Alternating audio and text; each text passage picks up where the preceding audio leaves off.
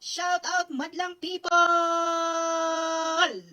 Kaya wala may trabaho, may train, nagtambay-tambay. Oh, kain kami. Inani po ba mo mga guys, mga kapwa OFWDS, magsaya na lang kay nosebleed. Wala na may trabaho, ay dili ko dingon way trabaho. Tura mong trabaho. Oh, daghan kay. Pero nga at the same time, stock room na din. Oh, di ba? Ay, ganyan lang buhay OFWs. Laban-laban para sa kinabukasan. Kaya kayong mga nandyan sa Pilipinas, mga anak, hinahinay naman kayo sa paggastos ng pera.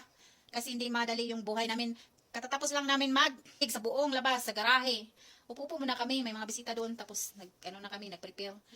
Basta, laban-laban lang para sa kinabukasan sa ekonomiya ng Pilipinas. May snack time muna, guys. Mayroon akong sago. Mayroon akong kaming glutinous rice, pilit. Mayroon akong tuno. Salubin, ako'y Argentina. Dami pa dito, mga tuno. Tapos mga chips. Tapos mga mani-mani ko dyan, mga mani.